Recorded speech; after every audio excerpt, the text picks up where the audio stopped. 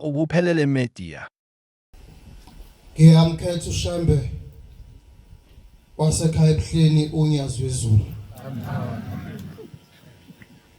Ngingumfana waseMambatheni.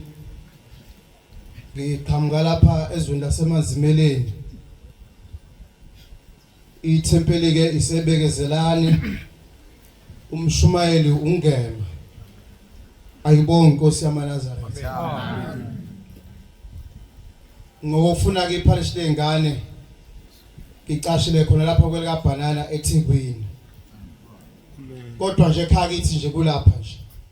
Lapha empangeni. MaNazaretha amahle Nkosi. Siyawubonga umusa kaNkuluNkulu. Ngoba konke kuumusa. Ukuba nje silalile savuka sazohlangana kulomkhosi omkhulu kangaka wesabatha. Kuumusa nje kaShembe lokho. Nokuthi nje asithwale siqhamuke endaweni ezahlukahlukene size sizofika kulomuzi waseMbalenhle kuumusa lokho. Ithi ke ingoma yalapha ekhaya thina sesaba umsa wakho. Ithi hleze wehlele phezukwethu. Ulaka lwakho lehlele phezukwethu. Uma singayigcini. Manje bantwana benkosi kuyenzeka kwesisikhathi sithi sini uNkulunkulu esiphumusa. Kodwa umusa siwukhahlele futhi thina. Yake yathandwa abakhozi abahle bezulu. Amakholwa amaNazaretha lapha ezweni lakithi. Ayesehamba eqasha ibhasi kwenye inkampani lapha empangeni. Ukuthi ahambe ayephakameni kwakuzovala umhlangano kaJuly emihlweni yenkosi yesibili ilanga lamalanga. Athi mayifika enkampanini yamabhasi imanager yebhasi ephethe enkampanini yayisinikeza enye insizwa engesilona iNazaretha ukuthi akube yiyo ezothatha lamakholwa iwayise ekuphakameni. Zazi khona kodwa insizwa ezazingamaNazaretha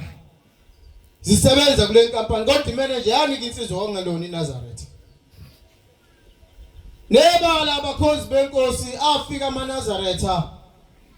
agibela ibhasi ephekelele ekuphakameni. Lathi ibhasi lik M25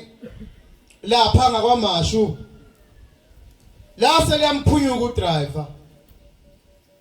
Laphaphalaza laginqika. AmaNazaretha ayegcwele ibhasi. Amanye awo adlula emhlabeni. Amanye awo alimala kanzima kabi.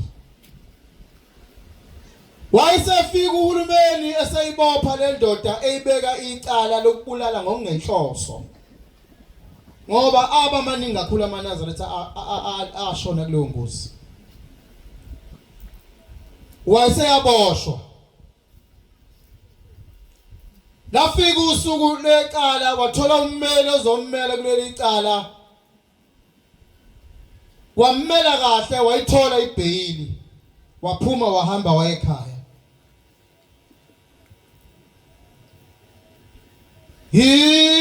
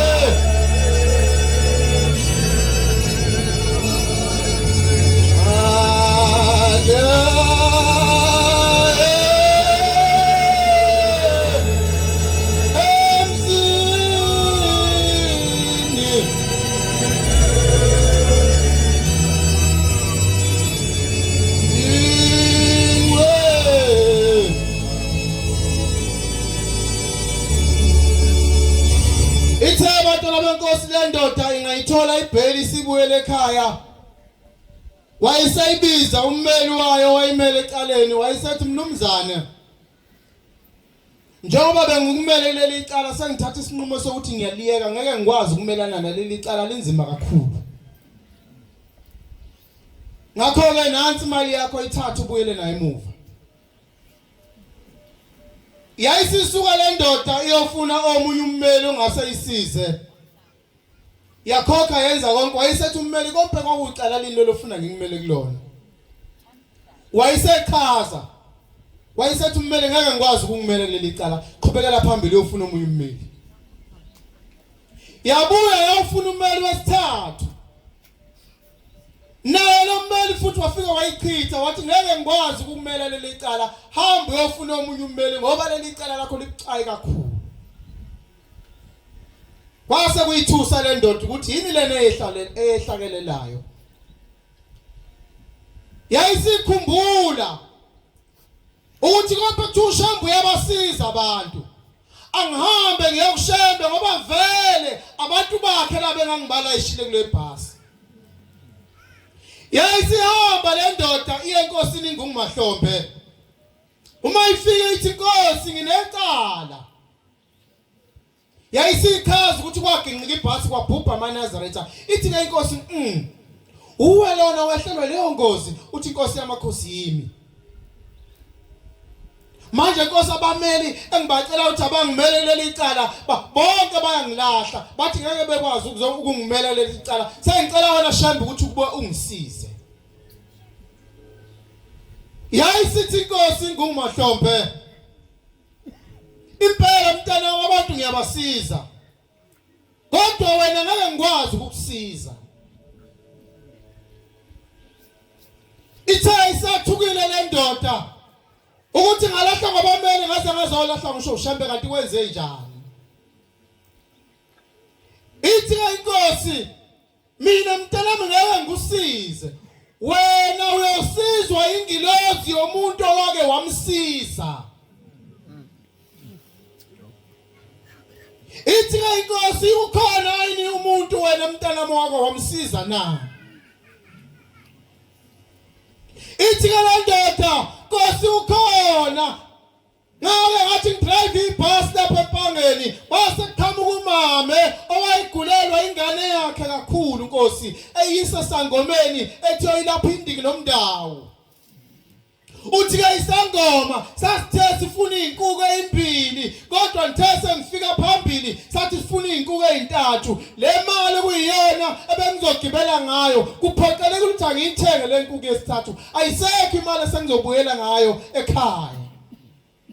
ngakho ke ngicela ungisize wena njengomshayeli webhasi ungigibeze lapha ebhasini ithi ke le ndoda Nkosi ngamthatha lo mama ngathi akahlale lapha eduze wenzela ukuthi makufika uinspector ebhasini ngikwazi ukukhuluma indaba yakho ithi ke inkosi ungamtsheli lutho lo mama futhi naye akazi lutho kodwa wena kuleli cala obhekene nalo uyosizwa ingilozi yakhe ngoba wake wamsiza umuntu nikhona abantwana beNkosi yayisihamba lo mnumzane ebuyele ekhaya lafika usuku lwecala lathi ngafika usuku lwecala isifika inkantolo ithi ayinawe wehlelwa ingozi njengabo bonke abantu nje engabehlela futhi wawungaphuze natshwala ngakho ke inkantolo ikuthola ungenacala hamba ubuyele ekhaya ayibonke Nkosi yamaNazaretha sembese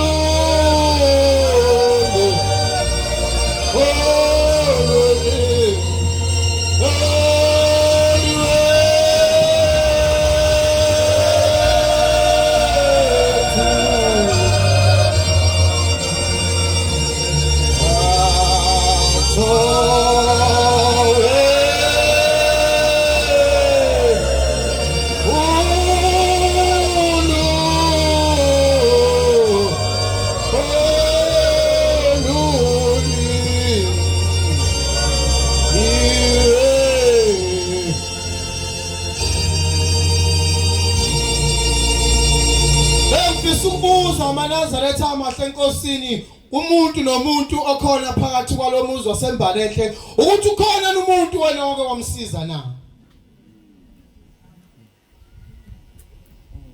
njengoba uhleli lapho hleli khona mntaka uNkulunkulu ukhona yini wena umuntu owake wamsiza na uma ngabe engekho umuntu owamsiza ubani wena oyakumela mhlazana ubhekene nenkinga ingilosi yomuntu ehamba iyokusebenza lonke ngobhekene nayo ngomuntu owake wamsiza njengokusho kwezi lenkosi kukhona abantu bantwana benkosi abakhona lapha ekukholweni kodwa angakaze azamsize omunye umuntu noma msizile omunye umuntu uhamba makede ahambe ekhuluma ngaye ethi nimbona nje unje wenzwa yimi kukhona abantu abalapha nabantu abangasalidingi usizo lwabo ngoba makade ngasiza umuntu bese hamba ekhuluma ngaye ethi usizwe yimi njengoba umbone senjena na kungenzeka iManazaretha ukuthi masilapha mhlawumbe nemthandazo yethu masithandaza iwela lapha phambi kwethu ayikho ingilosi ayithathayo isonyazi lwezulu ithi inkosi lomntwana esiceleni sakhe msize ngoba ukhona umuntu owake wamsiza wake wasiza bani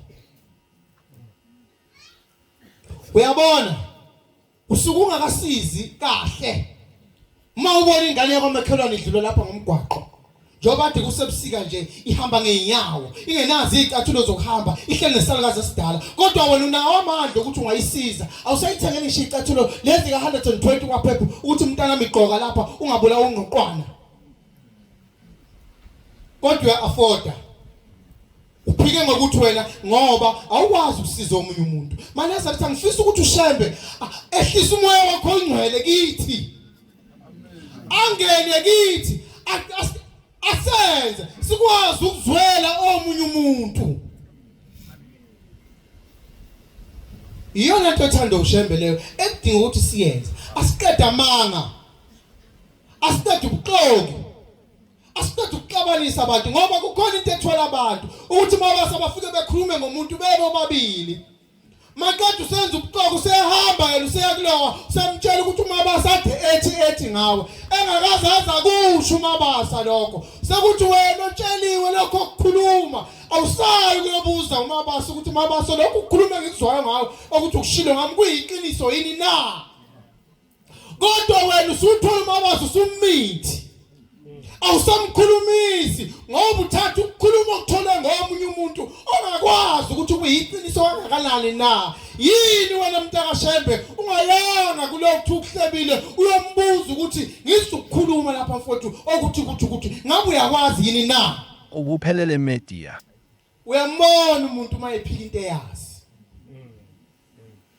kulungisa ukukhuluma ngoba uma kungalungiswanga lokho ukukhuluma awusamkhulumisi wena umuntu ngento oyizwe ngaleli ixoko lifikela kuxoxela kanti limqambela amanga akayishongo leyo nto ushembe uthanda abantwana abayisolayo ababuyayo ekwedukweni lokho esikudukile ayibonke Nkosi yamaNazaretha sisendaweni enjalo amaNazaretha inkolo isho ukuthi abantu abavuselelana akekho ngcono kunomunye njengoba silapha phambi kaShembe kodwa ufuna sikhumbuzane ukuthi indlela engihamba ngayo kuseyiyo ngeke ngiyithatha ngokuthi into efana ukuthi assignment isabatha namhlanje amaNazaretha sizolanda i-assignment esizoyibhala kusukela kusasa ngoba kuyisonto ngesabatha elandelayo zobe sizosubmit umsebenzi esiwenzile kusukela isonto kusukela ngesonto kuya kuyisabatha lelizayo ukuthi wena wenzeni mina ngenzeni uzokwazi kuleli isonto wena usize omunye umuntu ukuze kufike ngesabatha makuphenywe incwadi zakho ukubona ukuthi kukhona ngisho kodwa okwenzile kuleli isonto susubmit ngesabatha elizayo na kukhona into nje umuntu akhule ekhaya ubaba wami nombaba wakho wahamba waya kwenye indlu emndenini wathi mfowethu ngicela ungilekelele unginikeze inkomo ezisithupha ngifuna ukuyolobolela nangu ndodana wami amandla ngoba mina anginawo wase emnikeza inkomo wahamba wayolobolela undodana wakhe bakhe isivumelwano sokuthi uziyobuya lezi inkomo mhlaba letsholo nangu ndodakazi wami ngoba abantu babaqala babazi ukuthi mayezela intombi izohamba iyogana ngebhadi ashone lona okwaboleka kuyena inkomo kuhambe inetsholo indodakazi yakho awusayithathi lezi inkomo uyibuyisele kumnikazi wawo njengesivumelwano enasakhayo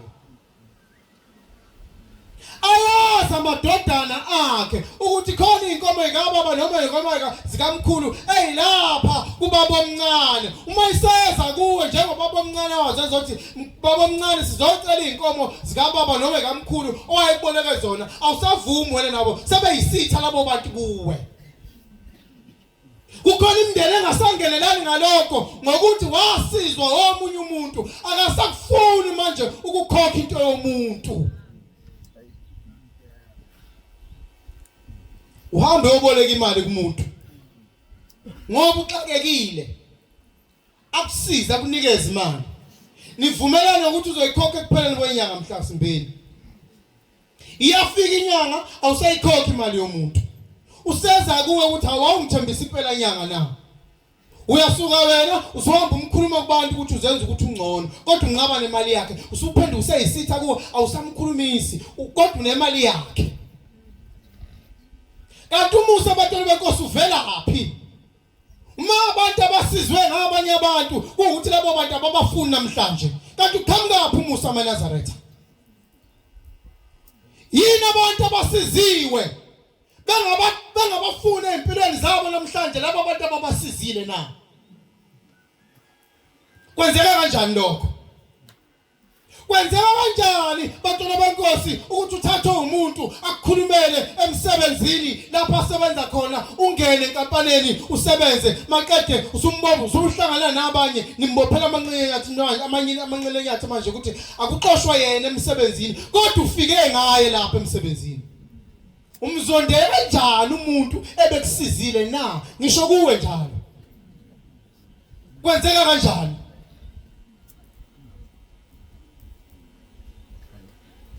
angithi uyazi ukuthi umkhulu wakho wathatha inkomo zakwenye ifala kwelinye idliwa kwelinye hamba yokhokha inkomo ezathatha umkhulu wakho kulotshola uma wakho ithi ingoma yasezweni lezo nkomo zombango ziyakhuluma ziyishuka imbodla ngaliya ngoba isivumelane babevumelane ngaso sisenzeki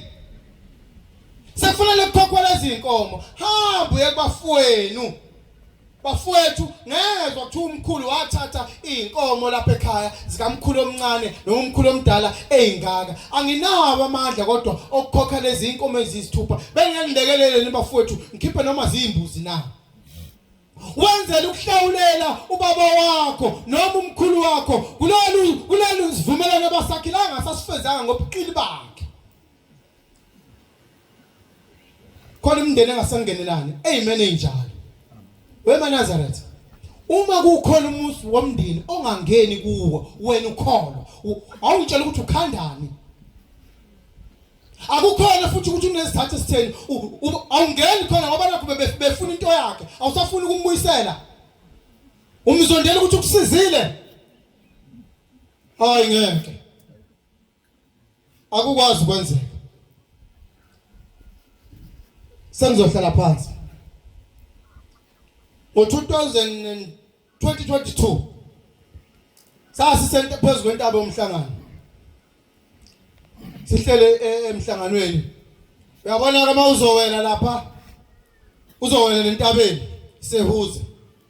amadoda ake ayebhaveke lapha wasesehla neyinsizwa kwamsomi kuthiwa kuyogezwa lapha kwagezwa kwaqeda ukugezwa yayisithi le kamuthi amafutha ake ngilekelele ukuthi ke siwashe na imoto wase kukhushukela phezulu lapha kuyowashwa imoto yawashwa le moto kuyaxoxwa ke lapha Kuxoxa indaba yokuthi kwawuhle umuntu maNazaretha azazi noma ikhumbule ukuthi wafika kanjani kulobu Nazaretha. Wafika kanjani kulobu Nazaretha? Kwakunomama maNazaretha oyekude eduze nje ulaleleke lokhu ukukhuluma. Uthi ke lo mama ngiyakuthanda lokhu ukukhuluma elikhuluma abantu abami. Ukuthi umuntu akayikhumbula ukuthi wafika kanjani. Ithi ngeke nginixoxele ukuthi mina ngafika kanjani kulobu Nazaretha. Uthi ke lo mama abantu abami ngizalelwanga kule nkolo. Ngafika nje nami ngizokhonza. Ngaba nenhlahla ngathola umendo ngagana nomyeni wamakaloni eNazaretha. Uthi ngase ngiba neshwa lokuthi ngangabathola abantwana emzini. Base sihamba siyeyinyanga nasezangobeni nakuyo yonke indawo engicabanga ukuthi ngangathola khona usizo. Kodwa usiza ngilitholanga. Uthi ngeke ngifike enyangeni ithi niyabona lapho kuleza impande ezimbili uthi njengoba niyibona leza impande zimele ubulili beingane ukuthi ufuna ingane yomfana noma intombazane thatha impande uyiququde yona uthi kuzoba uhlobo lengane ozolithola uthi angiyiququde abantu abangodwa akaze ngamthola umntwana. Wase kuvela imveleli thizeni wathi okuya kushembe kuthi uyabasiza abantu. Impela nami ngisho njalo ngithi ungalilahlishe ithemba ushembe uyabasiza abantu. Uthi ngala mama ngathi ngafika enkosini ebuhleni inkosi inyanga yezulu. Ngokukhulu kweyisa ngoba abantu basebedlale ngami kakhulu nomyeni wami. Bethatha imali yonke into kodwa ingane singayitholi. Ngaya ukushembe ngokukhulu kweyisa lokho. Uthi ngathi mangifika ngathi inkosi ngizocela abantwana. Ilokhu ngagana inkosi emzini abantwana ngibatholi. Ngicela kodwa inkosi unginikeze abantwana babafana bebe bawu4 befike kanye. Uthi ayisishaya itafula inkosi inyanga yezulu yathi uthini umama uthi ucela niyamuzwa lo mama ukuthi uthini uthi ucela izingane zabafana zibe u4 zifike kanye. Ithi ke inkosi mntanami mhla wena udalwa ithi abantwana ababekwanga esibelethweni sakho. Ithi ke kodwa thina boshembe sizokunikeza abantwana kodwa bazofika ngawani beze bebe bawu4 uthi abayolandela lokho kuyobe sekumusa wethonga lakho. Inkosi kubusise uthi base bethi thani amen uthi ngawusho nje lo amen futhi ngokukhulu kweyisa ngoba ngangimdelela ushembe. Uthi ngahamba ngaya ekhaya abantu abami ngempela ngafika ngayibona ngamuhle. Uthi ngamthola umntwana wokuqala womfana. Wahamba ngamthola nowesibili, nowesithathu, nowesine. Baze baba u4 abantu labantwana bami. Uthi ngaleso sikhathi umyeni wami wayengasebenzi. Kwakuyimini umuntu owayesebenza. Nginezingane eziwu4. Ayisetha ama-colleague ami emsebenzini ziningi lezi ngane usunazo manje uyisupporta wedwa pho ayihambe uyovala manje seziningi lezi ngane ezu4 kuye kwenzeke umuntu ehlelwe ishwa elinjalo athi uyaganwa uzokwandisa umuzi wayise agana umuntu anezingane ezimbili bese ethi mina ngisafuna izingane ngifuna ukuqhubeka nempilo ishwa ke leli insizwa lehlela isizwa nje. Seziningi ozivala manje uthi yangena lento abantu abami enhlizweni yami ngempela nami ngahamba ngovala ngaleke ukuthi ngize ngitshela umyeni wakho angikhuluma indaba yakho njalo mina wena ngoba nawe uvalile kodwa umyeni wakho akazi ukuthi uvalile. Kuyathandazwa ingane yabantu izicela isiguqo ethempeleni nasemakholweni ibona ingane ayisalanywa kanti ayazi ukuthi uququbele nje wena awusafune kugona ngane. Ave ingane ibambezelana nje thina sifuna impilo. Ngikhuluma ngalabantu abasiganileke. Siganwa ngabantu abanjalo thina. Uthi ke lo mama ngempela abantu abami ngahamba ngayoyivala inzalo. uthi ngalilanga ngithengilele ebusuku uthi ngayibona ngisenkantolo uthi leli hlangothi lasekhaya ngabona ugogo osala ubaba ithi ngabona umkhulu ithi ngabona nomama ngoba wayengasekho emhlabeni uthi naleli side la kwaMkhonyane ngabona kumi kanjalo futhi uthi ngangisebhoxini uthi khona lapho kwasekuqhamuka inkosi inyanga yezulu wawusutha umndeni lona simbeka icala lokuthi wabulala izingane zomndeni uthi ke ngayibuza batabami ukuthi iziphi ingane engayibulalayo zomndeni mina ngoba nazi izingane zami ziwu4 ziyaphila ayikho ingane yomndeni engake ngayibulala uthi lathethwa leli icala wawusutha umndeni miyekeli kanje sesiyobonana naye ngeinsuku zokugcina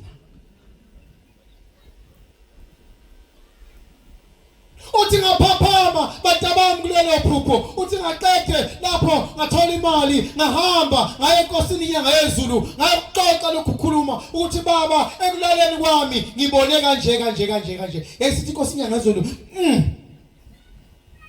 mntanami hamba lokhu kuhamba kwalapha ekhaya uthi ngoba ngangelona iNazaretha hamba lokhu kuhamba kwalapha ekhaya mhlasimbeni uNkulunkulu yokukhumbula ngeinsuku zokugcina imthandazo yethu ayifani njengoba sila abanye bazocela ingcebo ushembe abanye bazocela ukuthi inkosi uzungikhumbule ngosuku lokugcina uthi ke batabami nangampela yangibusisa inyanga yezulu ngahamba ngabuyela ekhaya uthi njengoba ningibona ngilapha nje ngisika lokhutshani wayephethe isikela esikutshani uthi njengoba ngisika lokhutshani nje ngiyathandaza ithi inkosi uzungikhumbule ngosuku lokugcina uthi ngafika kanjalo ke lapha eNazaretha uthi ke inkosi yayisithi wena angithi wathi ingane ziyolandela uyoyithola ngesibusiso somndeni ingakho umndeni umbeka icala ukuthi uhambe wayovala inzalo ngoba kukhona umuntu womndeni okumele azalwe ngawe wena ophilayo wenze kanjani ke mntwana kaNkulunkulu ukuthi uhambe uyovala inzalo ngoba khona umuntu osazozalwa ngawe wathi uyobani ukuthi uhambe opreventa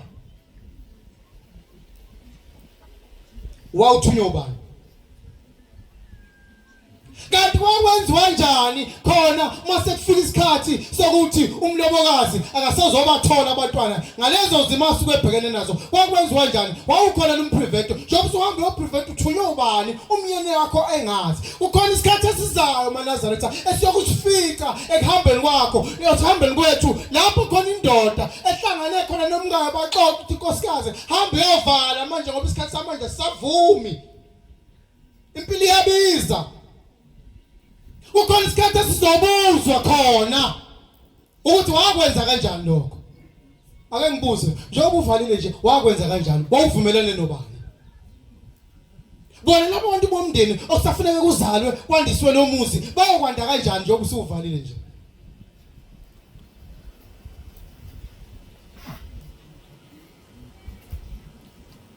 maNazaretha sisendabeni kaShebe ngithe mina sizovuselelana isho njalo incwadi yeBhayibheli ukuthanda nokwenza okulungileyo ukulunga okufanele sikwenze phambi kaNkulunkulu hayi ukubola beze bethi abantu kanti kwaShembe kunjani ngoba bebona mina nawe indlela esihamba ngayo emphakathini nasemndenini kunabantu abakholwayo emndenini kodwa umndeni wabo abahlombe kalikhali bashaya isandla kanye bethi ungangitshele ngalowo iNazaretha lifake lelo ngoba leli iNazaretha yilo lelixovu umndeni sake sasuka eThekwini sibheke showe siyakona insizwa yayenza umsebenzi kubo kodwa baba sukumisa abafowabo baze bethi umfowethu sesize samqamba igama angaliqajanga ngabazali bethu sathi umlamulo ngoba uma sixabene thina uyena lo osilamulayo yeyodwa lensizwe iNazaretha uyena lo osilamulayo thina masixabene lepha unjani wena mina nawe sinjani asibona abantu abawumthelelo wokuxabana kwabantu eThempeleni nokuxabana kwemndeni esisuka kuyona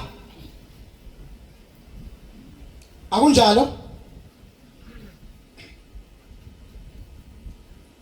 Ake sibuya kuJulayi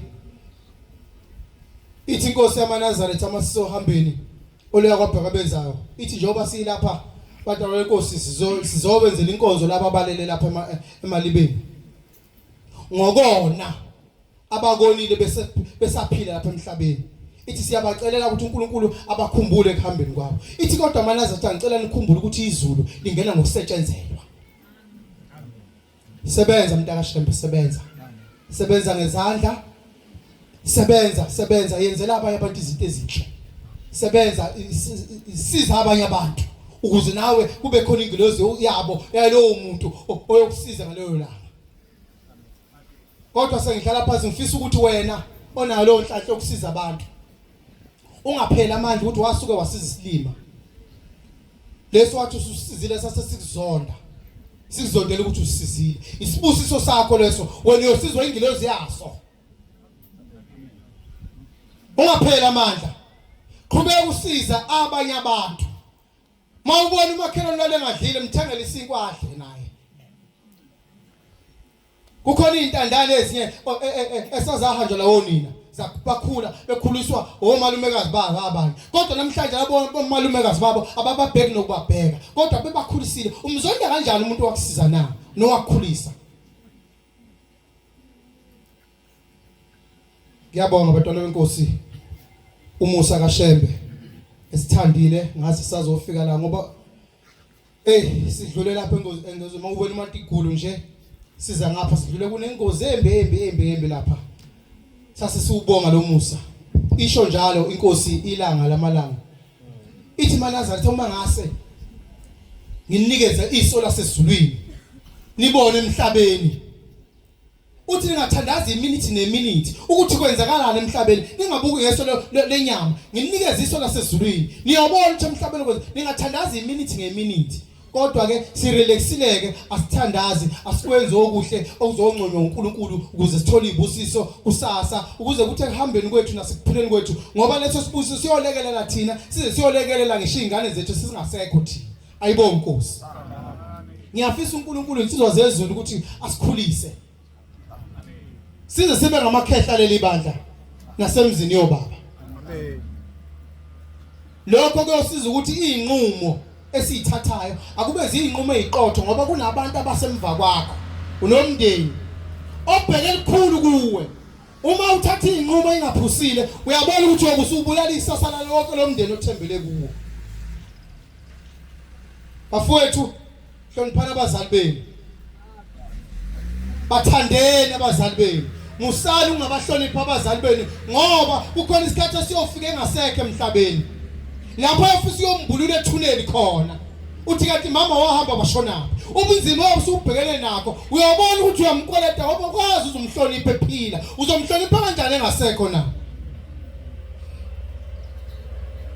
asibahloniphe sibathande sibanike lokho abakudingayo behleze bejabule ngathi singasebenzisa amandla ukuthi siyasupport ekhaya siyondla ngoba mubu umuntu othi ngoba supporta ekhaya kubo kubeka isaka lephuphu ngaye bese ufuna ukuba ungqoshishilizi webizwi lakhe libe ukugcina angiphathi khona uma wentombazana avedelela uma intombazana isebenza ekhaya ibona ukuthi yona enamandla abafana bengasebenzi ifuna ukuphatha umuzi ake nithi amen ngikhombisa lento engikhuluma ngayo niyayazi